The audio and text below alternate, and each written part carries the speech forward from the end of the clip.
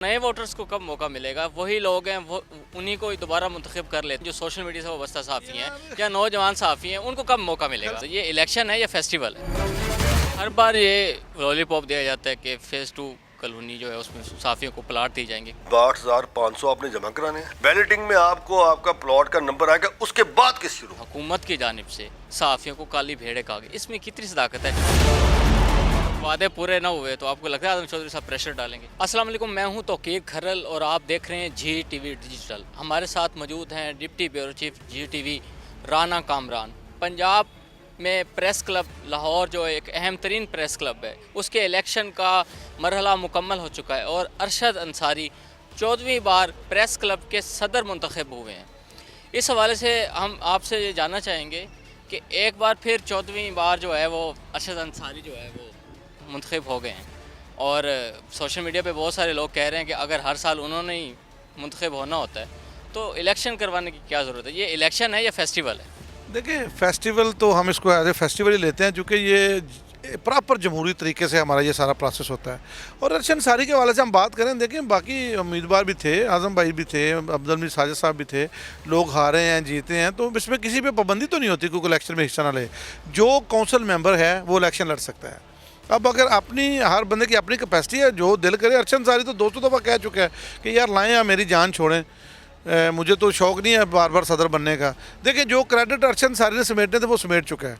आपस की बात है वैसे, क्योंकि 14वीं मरतबा सदर बनना 14 साल, ये कोई मामूली बात नहीं है, एक पूरी ज़िंदगी है। हर बार ये लॉलीपॉप दिया जाता है कि फ़ेज़ 2 कॉलोनी जो है उसमें सहाफ़ियों को प्लाट दिए जाएंगे। क्या इस बार फिर जो प्लाट वो जीत गए हैं? देखिए खल साहब, ये लॉलीपॉप नहीं है। ये लॉलीपॉप उस वक्त होता है जब इसकी कोई ना बैकग्राउंड ना हो।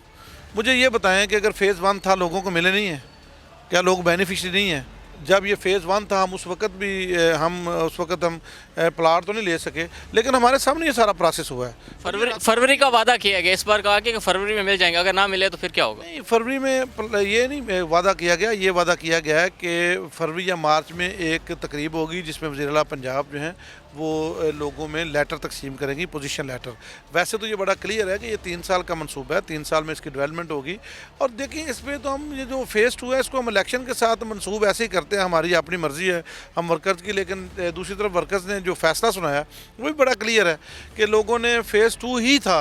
आज़म चौधरी साहब का आपने नहीं सुना? आज़म चौधरी साहब ने जो किया, उन्होंने भी किया। ये सारे कोई भी ना फ़ेज़ 2 के आज़म चौधरी साहब ख़िलाफ़ हैं, ना अमजीद साजिद साहब ख़िलाफ़ है, ना कोई और ख़िलाफ़ है। हाँ ठीक है, एक बयानिया डेवलप करने की कोशिश की गई थी जिसको वोटर्स ने रद्द कर दिया। बयानिए से मुराद ये है कि इल्ज़ाम लगाया गया कि हुकूमत की जानिब से सहाफ़ियों को काली भेड़े कहा गया। इसमें कितनी सदाकत है?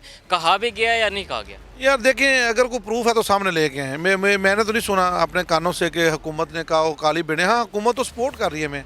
अब मुझे ये बताएं कि हम हुकूमत से बेनिफिशरी हैं, हुकूमत से हम लोग, हुकूमत हमें सपोर्ट कर रही है, हुकूमत हमें प्लाट दे रही है, तो वो हमें क्यों प्लाट दे रही है? अगर आपके जवाब से लगता है आप जानिबदारी कर रहे हैं।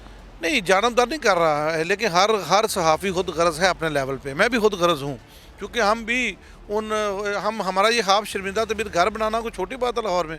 मुझे ये बताएं, मेरी तरह के जो आम सहाफ़ी हैं वो कितने लोग हैं जो अपना घर बना सकते हैं? तो अगर हमें एक मेहरबानी है गवर्नमेंट की, अगर गवर्नमेंट हमें सपोर्ट कर रही है, हमारे जैसे लोगों को घर दे रही है, प्लाट दे रही है, तो मुझे बताएं कि हमें उसका मशकूर नहीं होना चाहिए? हमें उसके अलावा प्रोपेगेंडा करने के बजाय उसका शुक्रिया अदा करना चाहिए। जो लोग हमारे बहनों को, देखिए ये तो मेरी ज़ात की बात है, अगर मेरी ज़ात की बात ना भी हो, अगर मेरी कम्यूनिटी के 3000 लोगों को बंदा आके घर दे, मेरी कम्यूनिटी के 3000 लोगों को बंदा आके सपोर्ट करे, तो मैं उसका थैंकफुल हूँ यार। और मैं उसमें, मुझे कोई शर्मिंदगी नहीं है, मैं उसका बड़ी दीदा दिली के साथ उसका शुक्रिया अदा करूँगा कि वो मेरी कम्युनिटी के लिए अच्छा सोच रहा है। और मेरे जो भाई हैं, मैं जानता हूँ ज़ाती तौर पे हमारे जो भाई हैं, मैं अपने साफ़ी भाइयों को जानता हूँ कितने % है जो अपना घर बना सकते हैं, कितने % लोग हैं जिनकी किरायों से घर जान छूट जाएगी। तो क्या मुझे उनके लिए शुक्रिया अदा नहीं करना चाहिए? मुझे इसमें बायस होना भी पड़े तो मुझे। अच्छा राना साहब, 2500 से ज़्यादा वोटर्स की तादाद है और 2200 से ज़्यादा लगभग जो है वोटर्स ने अपने हक़ राय इस्तेमाल किया है, तो नए वोटर्स को कब मौका मिलेगा? वही लोग हैं, वो उन्हीं को ही दोबारा मुंतखब कर लेते हैं। नौजवान जो सोशल मीडिया से वाबस्ता सहाफ़ी हैं या नौजवान सहाफ़ी हैं, उनको कब मौका मिलेगा? साहब देखिए, 2500 वोटर है या 2600 वोटर है, तो 2600 का 2600 इलेक्शन लड़ने का अहल है। 2600 बंदा इलेक्शन लड़ सकता है।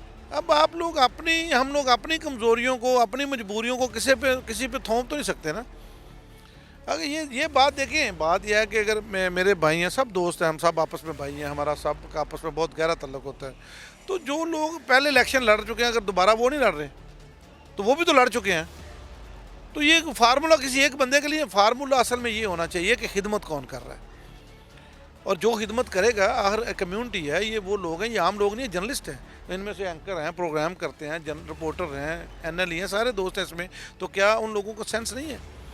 इन लोगों को उल्लू बनाया जा सकता है, इन लोगों को आप गुमराह कर सकते हैं। जो लोग लोगों के लिए रास्ते बनाते हैं, जो लोग लोगों के लिए बयानियाँ डेवलप करते हैं, आप उनको कैसे अंडर एस्टिमेट कर सकते हैं?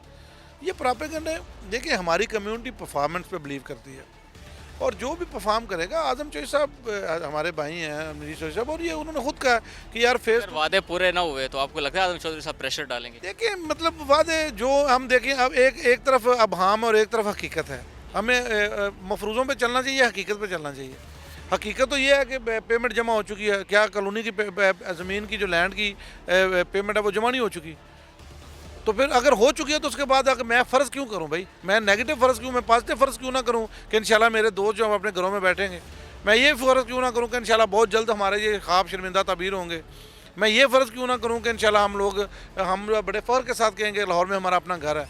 तो फ़र्ज़ हमें पॉजिटिव भी करना चाहिए, ज़रूरी है कि हमारे वक्त नेगेटिव भी फ़र्ज़ करें। सवाल ये है कि जो उन्होंने वादे किए थे सहाफ़ियों से, क्या वो पूरे होंगे या नहीं? मुझे दीजिए इजाज़त। अल्लाह निगहबान।